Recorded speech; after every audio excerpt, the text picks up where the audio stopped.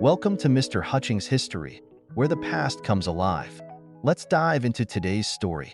Okay, so we're diving deep into the Cold War, right? Specifically the 1980s. Kind of wild how things flared up again after, the whole détente thing in the 70s, you know? Yeah, definitely a sharp turn. So we're trying to figure out why that happened. We've got transcripts from history podcasts, excerpts from analyses, all that good stuff. Let's see what we can uncover. It seems like Ronald Reagan's election back in 1980 really shook things up. Oh, absolutely. Not just policies either. Yeah. It was a whole new way of looking at the Soviet Union. Right, like a complete attitude shift. The sources really emphasize Reagan's strong anti-communist stance. He did not mince words, that's for sure. Calling the Soviet Union an evil empire, can you imagine? Bold move. And he backed it up too. Increased defense spending significantly. Not just a little boost either. Poured money into things like the Strategic Defense Initiative. Ah, SDI, better known as Star Wars. Exactly.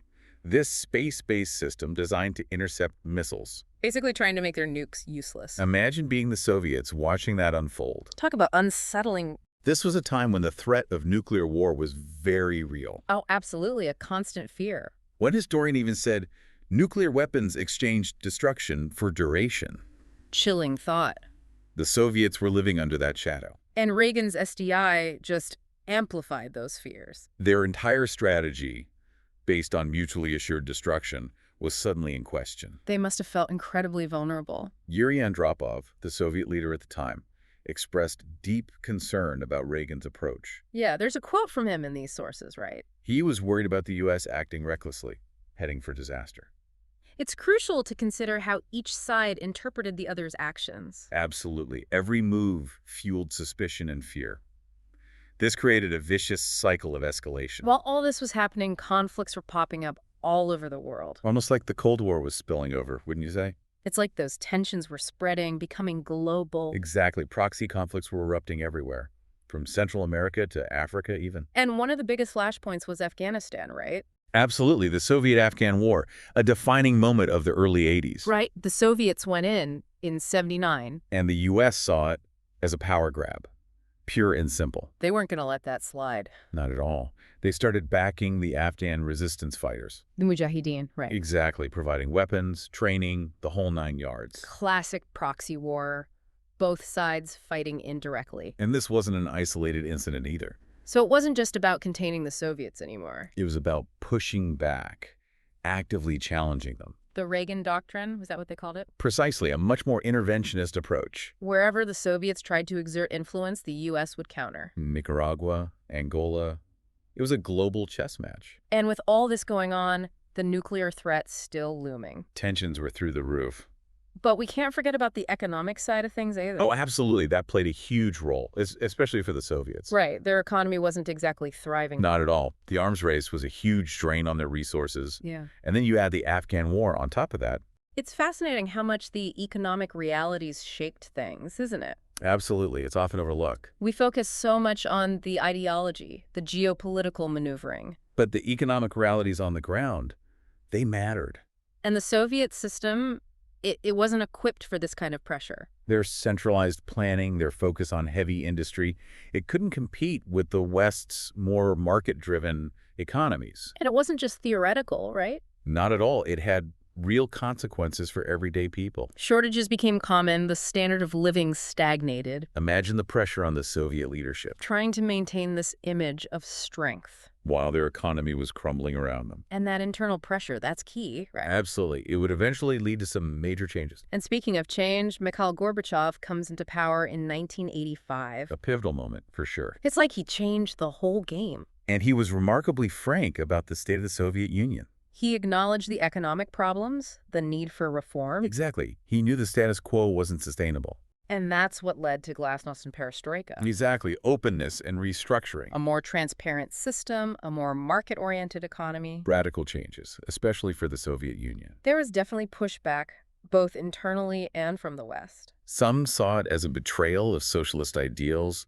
Others doubted his sincerity. But regardless of the motives, Gorbachev's reforms were a turning point. They signaled a willingness to engage with the West differently. And that led to some concrete actions, like the INF Treaty in 1987. A landmark agreement, for sure. the first time the superpowers agreed to reduce their nuclear arsenals. Not just limit their growth, actually dismantle existing weapons. Wow. From mutually assured destruction to actually dismantling nukes, that's a huge step. What was the driving force behind that shift? Was it all Gorbachev?